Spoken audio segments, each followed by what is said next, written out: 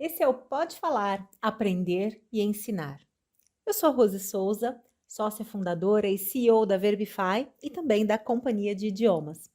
Aqui a gente aprende, desaprende, esquece das coisas que um dia aprendeu, ensina, vê o que o outro aprendeu ou não. Na escola, em casa, nas empresas, nos cursos online, nos aplicativos. O fato é que a gente aprende, ou pelo menos tenta aprender muita coisa o dia inteiro. O Pode Falar, Aprender e Ensinar é sobre isso. E aqui você fala também. É só se inscrever no nosso canal do YouTube, seguir a gente lá no Instagram, @verbify.oficial e comentar no post do episódio. E você pode também responder as minhas perguntas no Spotify. Você pode ouvir na sequência dos episódios ou buscar os temas mais relevantes para você, porque aqui você aprende como quiser. Oi, esse é o Pode Falar, Aprender e Ensinar. Eu sou a Rose Souza e eu tô aqui com uma convidada muito especial. Ela é bióloga de formação, MBA em Desenvolvimento e Gestão de Pessoas, professora de Liderança e Comunicação na pós-graduação da FGV, fundadora da MTM Educação Empresarial, atua com desenvolvimento humano através da metodologia do coaching. Já tá cansada? Eu tô.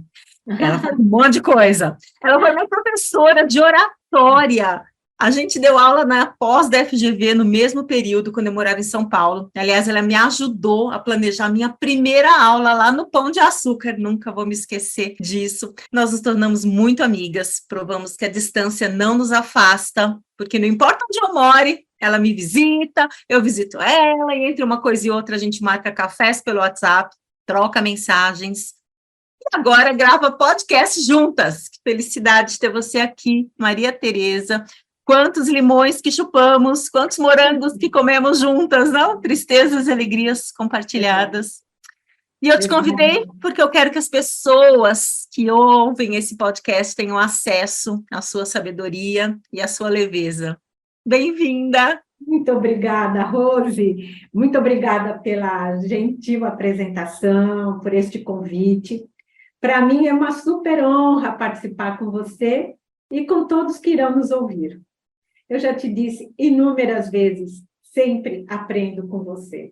Aliás, nossa amizade começou com algo que nós duas gostamos muito, que é o conhecimento, a aprendizagem e uma ótima troca, que acabou extrapolando para milhões de outros temas, não é?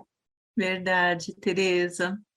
Eu lembro que quando eu dava aula de estratégia lá na FGV, eu mencionava a frase do gato de Alice no País das Maravilhas. Para quem não sabe aonde vai, qualquer caminho serve. E aí eu discorria sobre a importância de se ter objetivos. E a gente já conversou tanto sobre isso, já quero entrar aqui num dos nossos assuntos.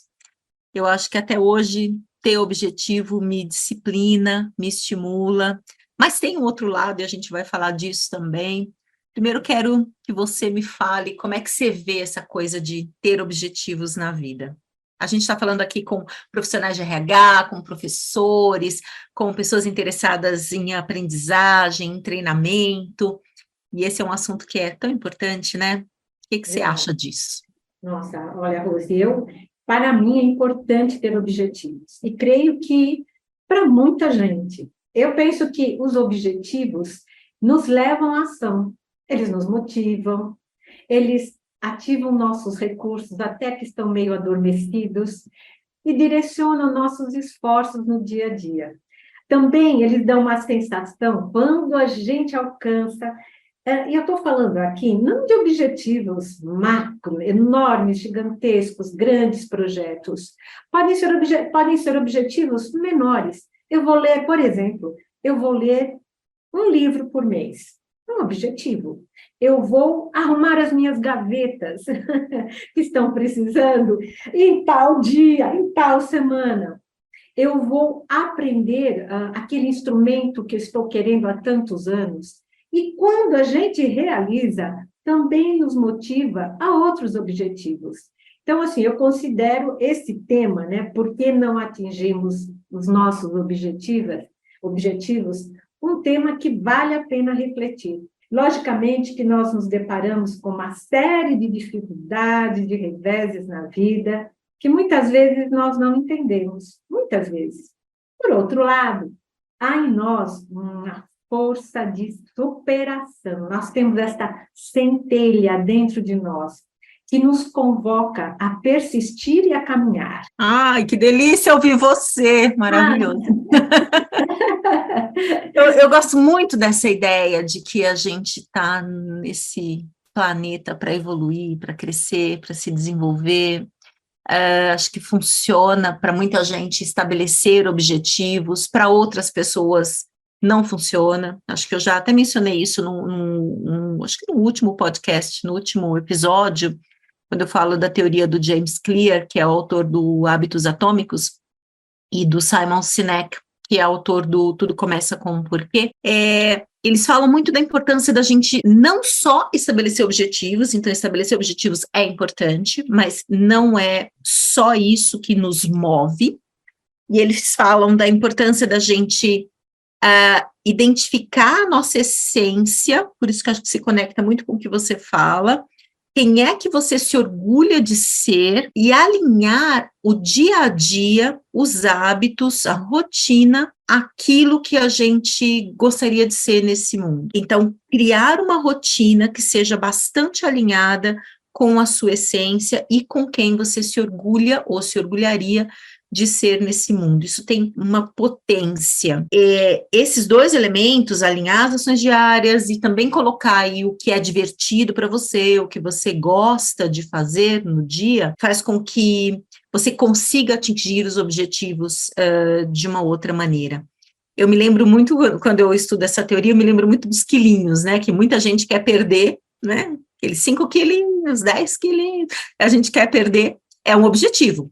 Perder 5 quilos, mas muitas vezes ele não é tão forte para te levar a fazer alguma coisa por isso. E aí, por isso que eu acho que faz sentido a teoria do James Clear e do Simon Sinek, porque quando eu me comprometo, não com o objetivo, mas quando eu me comprometo com ações diárias, coisas simples mesmo, como você fala, me comprometo com caminhar todos os dias, de alguma maneira eu tenho que caminhar todos os dias, comprometo em usar o elevador, não usar o elevador, usar só a escada no meu prédio. Então, eu vou me comprometendo com algumas ações diárias, sem pensar muito no objetivo, mas eu sei que estão alinhadas a ele. Parece que, ao estabelecer uma rotina, e isso vai virando hábito, quer dizer, você não precisa mais ficar tomando decisão, vou, não vou, vou, não vou. Não, quando você vê, você já entrou no teu prédio e já subiu a escada, você nem pensa mais em apertar o botão do elevador, porque aquilo já é um hábito.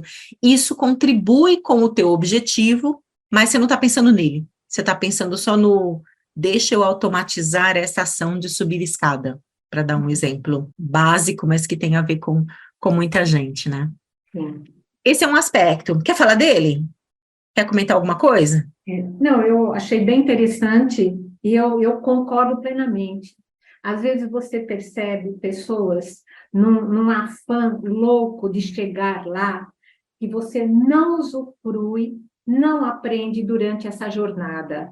Quer dizer, deixa muita coisa boa de fora que poderia muito bem contribuir com esse objetivo que ele tem. Eu também não acho que a gente precisa ser obcecada por objetivos, porque também isso parece bom num primeiro momento, depois ele se torna muito pesado, cansativo, e tudo bem, chega lá, e daí? E aquilo que eu perdi e tudo aquilo ao redor? Concordo plenamente. E você falou duas palavras que eu acho tão importantes, que é pesado e cansativo. Eu acho que se durante toda a vida a gente vai querer coisas das mais simples, as mais complicadas, as mais difíceis, assim, as fáceis, mas a gente vai sempre querer coisas, conquistar coisas, e não só coisas materiais, mas também conquistar, ser melhor, não sentir determinadas coisas, ou sentir outras, não é só sobre coisas materiais, quando a gente fala em objetivo, mas se a vida inteira a gente quer conquistar coisas, não pode ser pesado, essa jornada não pode ser pesada, não pode ser cansativa, como você falou, tem que ser divertida, tem que ser leve. Então, até voltando ao meu exemplo tosco de perder 5 quilos, até isso como você disse, a gente não pode se tornar uma pessoa obcecada por um objetivo. Tem que ser leve, tem que ser uma rotina gostosa e divertida. Se for divertido, a gente transforma em hábito. Se for pesado, se for cansativo, a gente faz 2 semanas e depois diz que não tem mais tempo para fazer aquilo, que não dá mais, que não consegue. Isso acho que vale para muita coisa que a gente quer. No meu contexto, que é da companhia de idiomas, gente que quer muito, que precisa muito dominar um idioma, eu falo isso o tempo todo. Se for pesado, se você estiver deixando de ficar com os seus filhos, ou deixando de curtir o teu amor para estudar o idioma no domingo à tarde por 4 horas, cara, não vale a pena. Você não faça isso com a sua vida. Né? Tenta colocar na tua agenda de forma que cabe tranquilamente, com leveza. Aquela meia horinha que você não está roubando de ninguém ou de nada que te é mais valioso. Né? Eu acho que aí você contribui para que aquilo vire um hábito. Recentemente eu descobri cadernos filosóficos, e eu não estou fazendo aqui nenhum publi, só eu comprei eles e gostei, e eles mandam para a gente assim, um caderno que eles chamam de bússola, então ele é cheio de perguntas, tem espaço para você escrever, aí tem um caderno que se chama mapa, tem um espaço para você colocar os objetivos, o que você está fazendo por eles, tem um caderno de decisões, eu achei muito legal, eu deixo ali na minha varanda, e todo final de dia, assim, que eu vou olhar para o céu, fazer minhas orações, eu já pego ele e escrevo algumas coisas. Acho que ter um momento para você também olhar para dentro de você e pensar um pouco sobre esses objetivos, sobre o que você quer e o que você está fazendo para conquistá-los sem se lesar, né? Para que essa jornada, como você disse, seja boa, seja leve, né? Eu tenho mentorados, você tem coaches, você é coach, mas eu acho que a gente vê o mesmo desafio, né? Que as pessoas têm objetivos, mas eles ficam muito mais nos planos, nos pensamentos, né? Muito. O que você acha que impede as pessoas, assim, de agir? O que atrapalha? Olha, muitas coisas, mas eu achei demais, achei interessante muito esse seu caderno filosófico. E eu creio firmemente nisso, Rose, nessa parada, nessa reflexão, nessa autoanálise, para a gente ir reajustando a rota. Isso daqui vai trazendo para aquilo que continua com tudo que você falou, com aquilo que me faz bem, ou com aquilo que eu preciso dar uma olhadinha, sabe? Assim, bem de perto na vida. Então, assim, eu tenho que ter essa parada. Eu acho que um caderno, alguma coisa do tipo, eu acho que ajuda nisso, de uma maneira, novamente, que não seja pesado demais. Porque eu acho que tudo na vida é equilíbrio. A gente busca, nem sempre consegue, mas, assim, é o que nos dá, eu acho que o que nos norteia é a busca desse equilíbrio. Bom, mas você me perguntou o que impede das pessoas agirem. Nossa, nós vamos falar aqui assim, nós podemos falar N situações, só de algumas. Primeiro, não dá o primeiro passo. Sabe, eu quero, mas não inicio, seja os 5 quilos, seja aprender um instrumento, seja aprender uma nova língua. Não dou o primeiro passo. Então, assim, como eu vejo nos atendimentos de coach, isso é bastante comum. A pessoa fala do que ela quer, ou então ela tem uma ideia boa do que quer, mas se sente perdida para iniciar. Então, para isso, eu creio que é importante, de novo, coloca no papel, organizar-se minimamente, pesquisar, e uma coisa que é importante é determinar datas e agir. Porque se eu só, a gente já sabe disso, né? Aliás, é uma coisa que muito se fala. Quando eu não coloco datas, fica aí quando der. E esse quando der pode passar 1 ano, 2 anos, 3 meses, e aí vai, né? Quando eu começo a agir, eu ponho aquela energia em movimento. E então, aquilo que eu quero vai começando a me dar começando a tomar uma forma. E isso cai muito bem para a gente. Quando você vê aquela sua desejo, necessidade, objetivo ou sonho, começar a tomar forma. Isso é um automotivador. Uma outra... Eu lembro, antes de você começar, outra coisa que impede as pessoas de agir, que atrapalha as pessoas na ação, eu lembro muito que você me falava, como é que era? Senhor, começa o começo, Começa Como com uma das pai. vezes, né? Assim, como uma mexerica que você vai, o mais difícil é tirar a primeira casquinha ali, depois vai naturalmente. Tem muito a ver com isso. Exatamente. Nossa, como você lembrou disso? É um texto muito bonito. É, pai, comece o começo. É verdade, a gente precisa começar o começo. Ou pedir ajuda para alguém também, né? Uma outra situação que impede de agir. Não ter as competências necessárias no momento. Dá um exemplo. Quero ser um professor, quero ir para a área acadêmica, mas eu tenho muito receio de falar em público. Primeiro que ninguém tem todas as competências afiadas, mas a gente pode muito bem desenvolvê-las. Só será um impeditivo se a pessoa não agir para alterar isso. Então, assim, pesquise curso, faça um curso de oratória, curso de teatro, faça um, faça dois, quanto achar que necessita, vai aproveitando todas as oportunidades de vivenciar, falar em público. Olha, Rose, eu acho que até reunião de condomínio, aquela coisa que ninguém gosta muito, mas é um bom exercício. Com isso, vai desenvolvendo essa competência. Uma outra coisa, vamos dizer assim, que impede a gente de alcançar nossos objetivos, não se crê que aquilo é possível. Ele quer, mas no fundo aqui está uma divisão no coração, não sabe se é possível, ou crê que não é possível, ou que é muito difícil. Olha a crença limitante aí. Ela já apareceu. Mergulha nisso. Por que que não pode? Que te vem à mente, que vozes, na verdade, são pensamentos.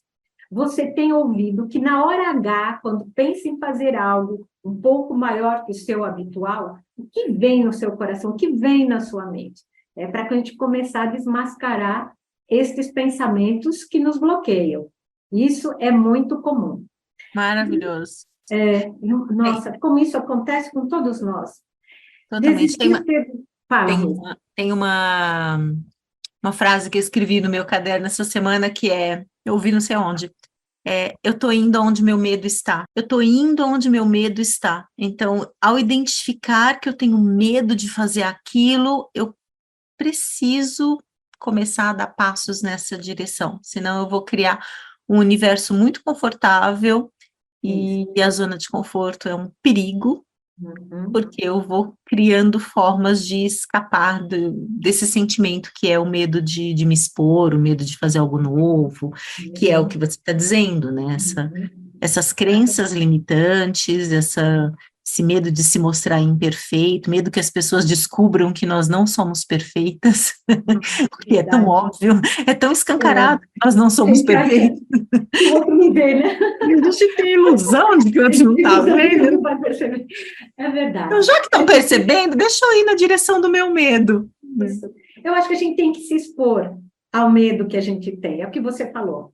Quando a gente se expõe, muitas vezes, sabe que me dá uma impressão que eu sempre tive? Sabe quando você está na estrada e baixa a neblina? À medida que você vai andando com o carro, você vai passando por ela. Ela já não é tão gigantesca como você vê na distância. Então, eu penso que o medo, assim, à medida que a gente vai avançando, ele também vai indo embora. O medo, acho que tem medo da gente. A gente precisa avançar com medo mesmo. Sabe aquela frase que todo mundo fala? Vai, tá com medo? Tá, vai com medo mesmo. É assim. Senão, a gente não rompe com aquele ciclo vicioso que nos prende. E a gente fica presa nessas coisas que, na verdade, são mentiras, às vezes são medos irreais que vêm da nossa infância, mas que hoje ainda eles prevalecem porque eles nunca foram enfrentados ou questionados, né? Que é o trabalho do coach, do terapeuta e de quem conversa, de quem se procura se conhecer. Eu percebo muito isso nos meus mentorados de aprendizagem, que é especificamente que eu faço, e de liderança, parece um trauma, assim, de tudo que se viveu nas escolas, nas famílias, nas empresas, naqueles modelos mais tradicionais de hierarquia, nos quais quem tinha poder falava e julgava e dava nota, ou dizia o que precisava ser feito, e quem não tinha poder, tinha mais era que obedecer, quietinho, aceitando tudo, sem questionar. Quando aluno tinha que ouvir o professor, anotar, estudar e tirar 10. Quando funcionário tinha que obedecer o chefe sem questionar muito e fazer tudo bonitinho, né? Determinadas famílias, a mesma coisa, tinham que obedecer o pai, a mãe, ficar bem quietinho, não questionar. Então, nós somos hoje produto desse sistema totalmente Sim, hierarquizado e sim, ali a gente, bonito é obedecer, bonito é esperar que o outro nos diga o que fazer. E agora o mundo mudou totalmente, e aí vem assim a necessidade de ser criativo, de ter iniciativa, de questionar, de fazer perguntas. Mas espera aí, a gente não, ninguém ensina isso para a gente, então agora a gente precisa começar a aprender muito rapidamente competências que é não nos verdade. ensinaram. Mas isso não é uma desculpa. A gente pode Sim, agora falar, bom, peraí, eu sou tímido por quê? Eu não consigo, por exemplo, falar um idioma numa reunião, porque eu sei que vão perceber que eu erro a pronúncia, que eu não sei a palavra, e vai me dar bronca, mas eu vou mesmo assim, mas eu vou imperfeito mesmo. Mas isso, lá na escola, o imperfeito não era aplaudido. não. Lá na escola, só o nota 10 era aplaudido, né? Exatamente.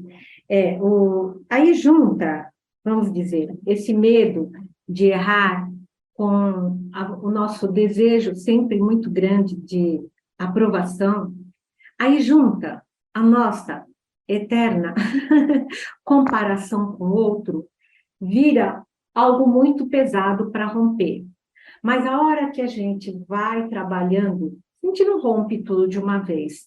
A gente vai rompendo, a gente vai desaprendendo um comportamento que foi aprendido. Porque de pequeno ele não era assim, foi aprendendo.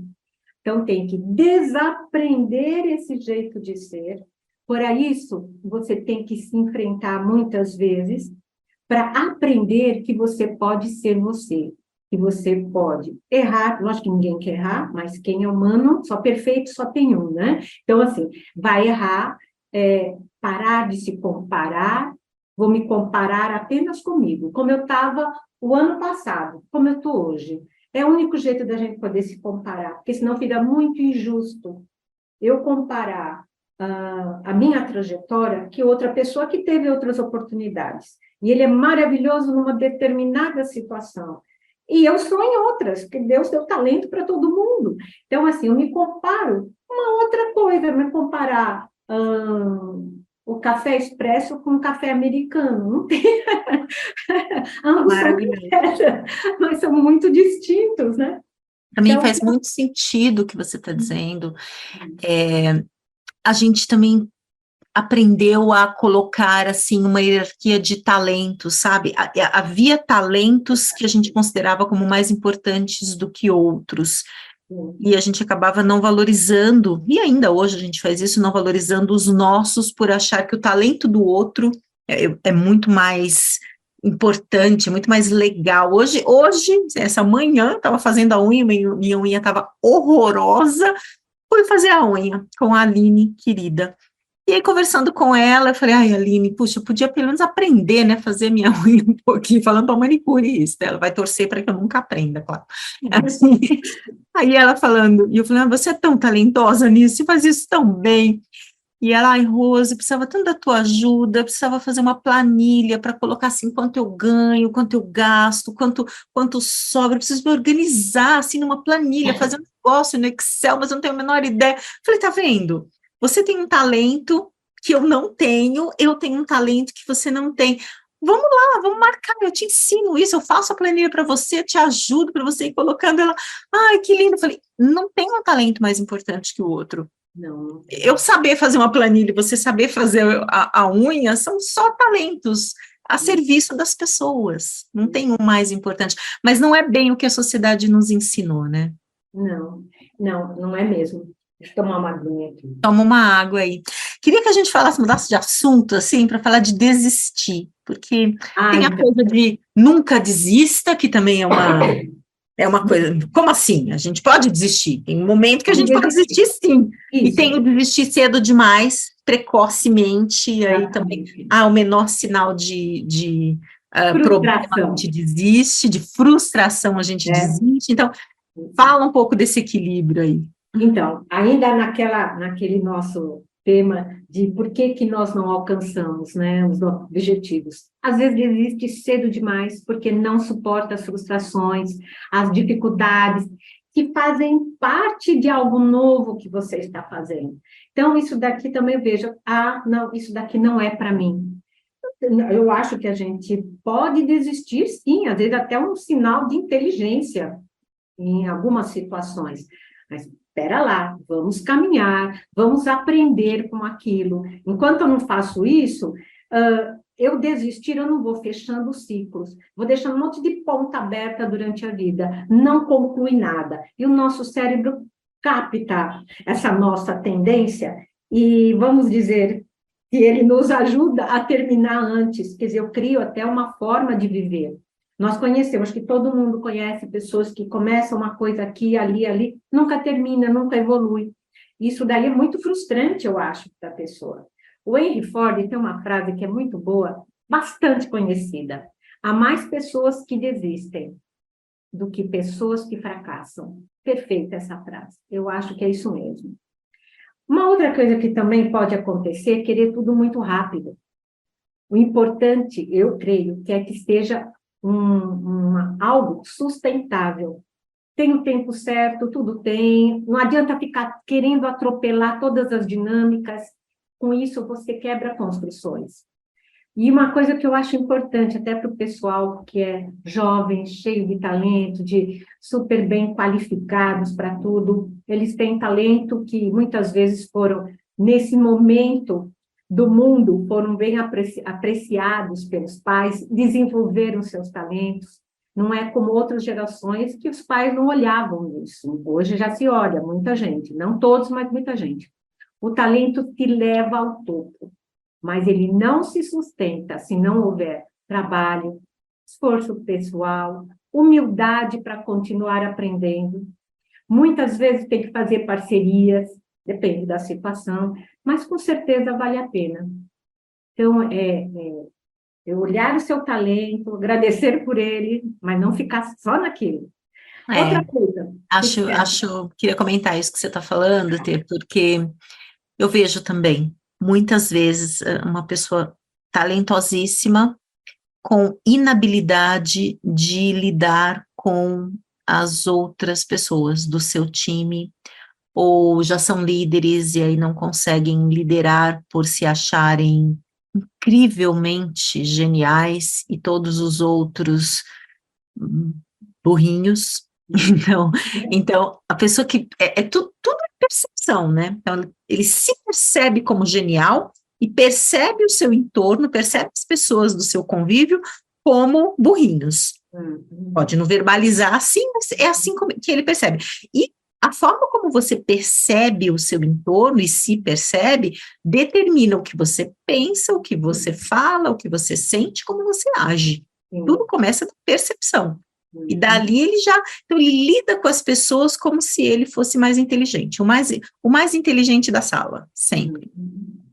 E aí já não cria um ambiente no qual as pessoas se sentem seguras para fazer uma pergunta, seguras para dar uma ideia, seguras para discordar dele, seguras para dar um feedback negativo para essa pessoa. Então ele fica ali num limbo, né? Fica num lugar intocável, porque todo mundo tem um receio de dizer que ele não é tão perfeito assim. E ele vive numa ilusão. É um líder que fica iludido achando que só ele sabe, que ele é o sabedor de todas as coisas.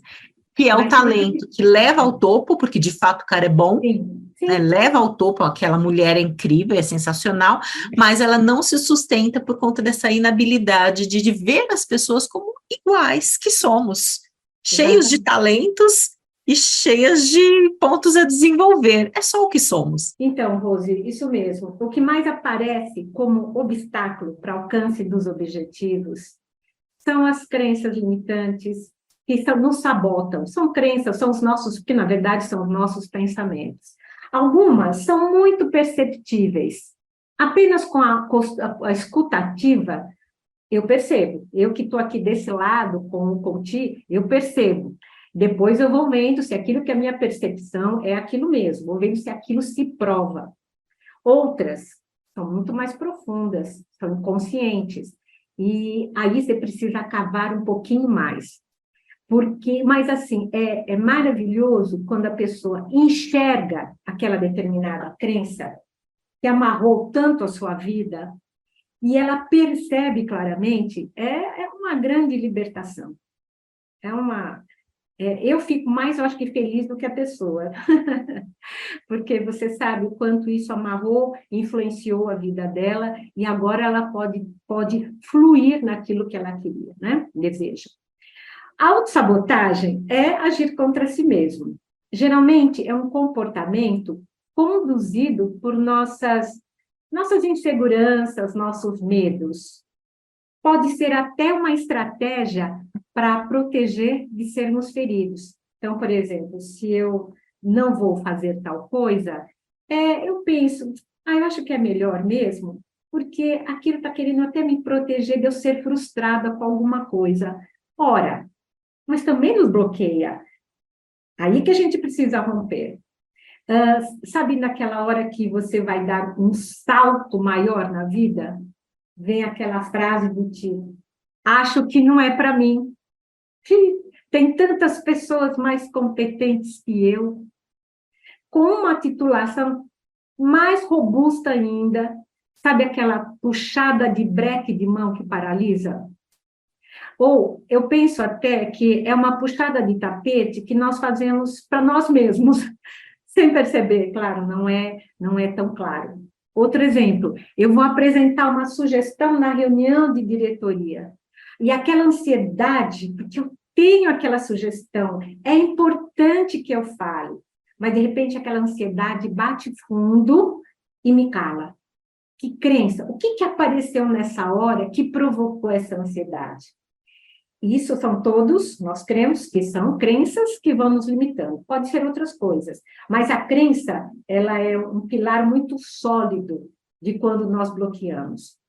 Tem um teste de avaliação de sabotadores de um livro chamado Inteligência Positiva, de Shirzad Chamine. Você coloca no Google, Inteligência Positiva.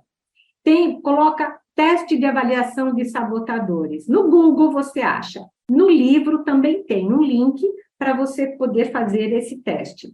Então, ele te mostra os teus principais sabotadores. Ele dá uma pista. Eu não uso, porque eu me baseio mais da dinâmica do processo de coaching, que vai dando pistas, e eu vou investigando. Esse investigar é fazer a pessoa refletir. E tem uma história, Rose, que eu gosto muito, que eu não sei não se sabe se ela é absolutamente verdadeira, mas que ela explica muito bem a origem do sabotador. Alguns dizem que sim, outros que não, mas eu acho bem interessante. Então, é assim, a palavra sabotador vem da França, onde a palavra sabot deve ser, S-A-B-O-T, quer dizer tamanco. E antigamente, os operários trabalhavam usando tamancos. Eu imagino aquelas na Revolução, no início, vamos dizer, ou depois de um período da Revolução Industrial, devia ser aquelas empresas gigantescas, e eles usavam tamanco. Eu tenho a impressão que até o piso não devia ser muito bom, eles usavam. Enfim. E nos protestos contra o patrão, eles jogavam os tamancos sobre as engrenagens das máquinas para danificar. Daí o termo ficou conhecido com seu significado atual. E quando jogavam o tamanco, o que acontecia com as máquinas? Elas engripavam, ou seja, os rolamentos eram obstruídos e eles não deslizavam mais, ou seja, não acontecia aquilo que naturalmente ia acontecer. Portanto, todas as crenças que nos limitam são sabotadores. São os tamancos que jogamos que obstruem os acontecimentos que seriam naturais. São inconscientes, pelo menos grande parte deles. Eu penso que aí é conversar com você mesmo, muitas vezes precisa de ajuda de um profissional que te ajude a entender e compreender um pouco mais o tamanho da sua situação. Ele vai, como eu penso, né, como eu faço, ele vai te ajudar a tirar todas as desculpas, as justificativas, vai buscar a verdade lá no fundo, que gerou esse tipo de crença. Muitas vezes o problema não é meu chefe que é chato, o carro que está velho, o trânsito insuportável, mas pode ser uma insatisfação consigo mesma, que ainda não foi trabalhada e nem percebida. Então, não está do lado de fora, está de dentro. Mas é claro que o chefe também pode ser meio chato, o carro pode ser velho, o trânsito pode ser grande, mas não é o principal. Se eu fico só nas histórias periféricas, as justificativas, eu nunca saio dessa prisão. Então, essa é a moral da história. Eu começar a buscar sair daquilo que me faz sofrer, que me bloqueia. É um trabalho. Ficou claro, Rose? Super claro, estou aqui pensando. Estou aqui pensando também que a gente vai encerrar esse episódio e vai abrir o próximo, porque para não ficar muito longo.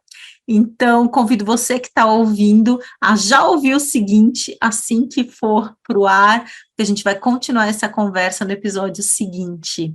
Tereza, então, obrigada por essa conversa linda que foi até agora, mas a gente já continua para o episódio seguinte, para não ficar muito longo. Isso, tá ótimo, Rose. Vamos nessa. Legal. Vamos para o próximo.